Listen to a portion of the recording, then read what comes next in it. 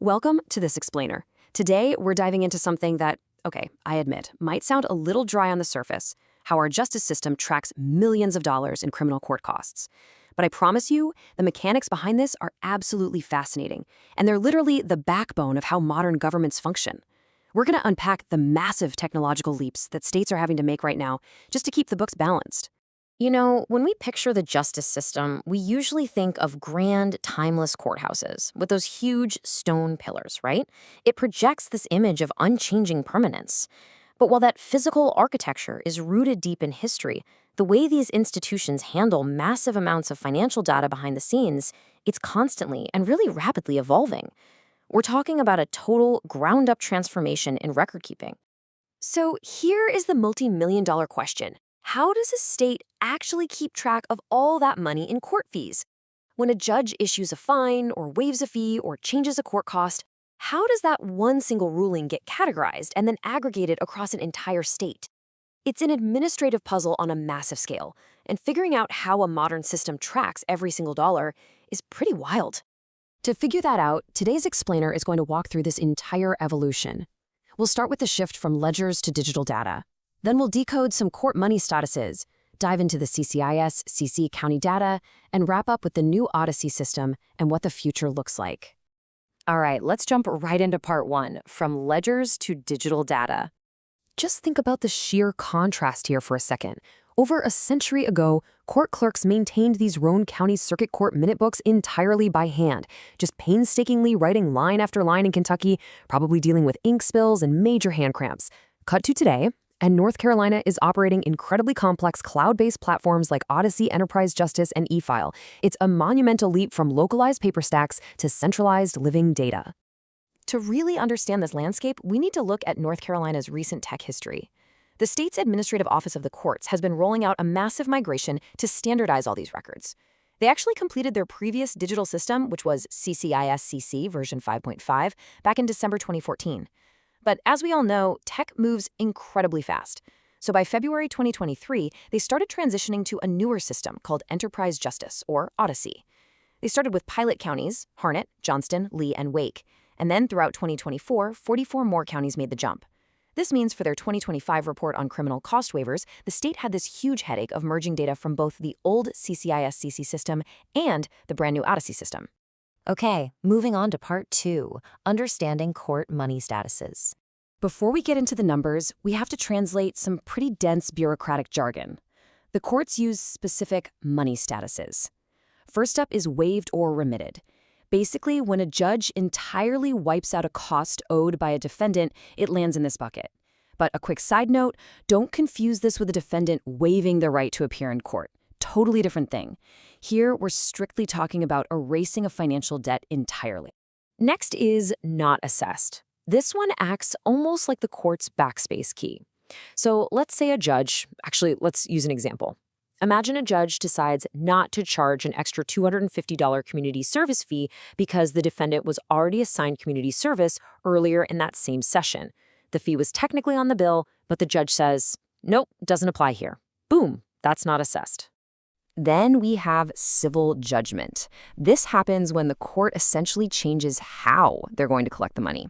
Instead of hitting someone with criminal penalties for not paying court costs, a civil judgment gives the state a civil, indirect way to try and collect that debt.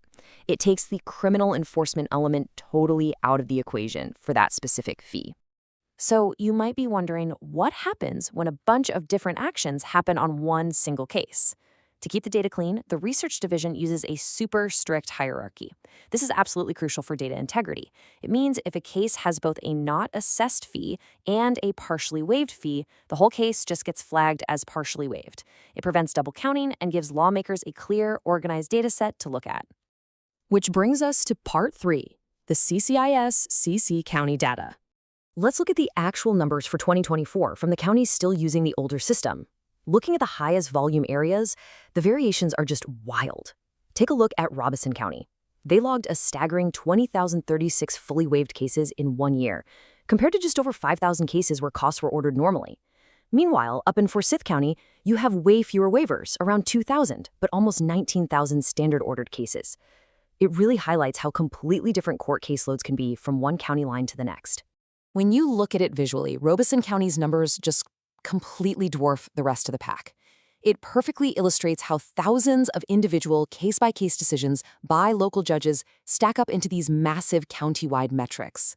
It's a mountain of administrative work. But here's the really cool part. The data doesn't just stop at the county level. Because everything is tracked digitally, the state can trace these waiver decisions down to the exact presiding judge or magistrate holding the gavel. Every single financial tweak is logged to the person who made it, which brings this unprecedented level of transparency and accountability to the financial side of the courts. All right, final section, Part 4, the Odyssey system and the future.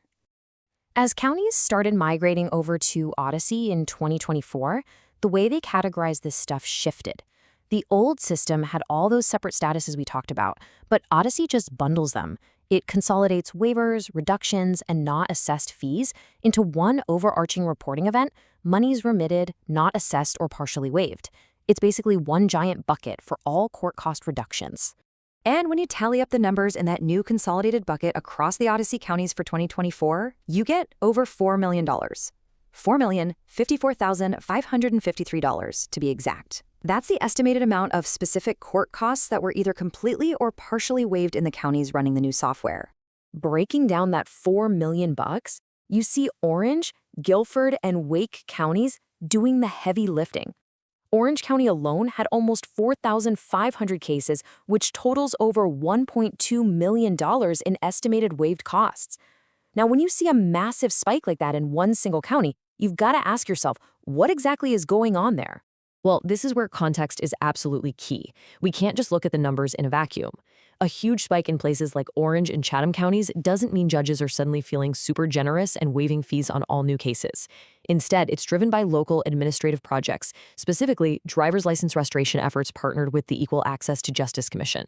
The courts are basically doing housekeeping, waiving costs on super old cases that they were never going to collect on anyway, just so people can legally drive to work again. So it's a localized, targeted effort creating a massive ripple in the data. Now, as you can probably guess, rolling out new statewide software is never a perfectly smooth ride. The Odyssey transition definitely had a learning curve. Some clerks accidentally attached non-qualifying fees to this new consolidated event, which led to a pretty big overcount early on. The state actually had to go in, manually analyze the data, and strip out the ineligible amounts. And even after all that manual cleanup, they still consider that $4 million figure an overcount. So going forward, they're scheduling reinforced training to make sure clerks are only using this event when a judge actually writes a just cause waiver order. But look, even with the inevitable growing pains of a massive digital rollout, this level of microscopic tracking is exactly what the judicial branch needs. It allows them to walk into the legislature every February and show their math. They can provide transparent, concrete data on exactly how the public's money is being managed in the courts. So think about the journey we just took. We watched how a clerk's paper ledger from the 1800s transformed into millions of digital data points, tracing every single dollar down to the exact judge who made the call. As technology continues to sharpen this data, we have to ask, how might this radical, immediate digital transparency completely rewrite how we fund and understand the justice system tomorrow? It's a massive shift, and definitely one we'll be keeping a close eye on. Thanks for watching this explainer, and keep learning.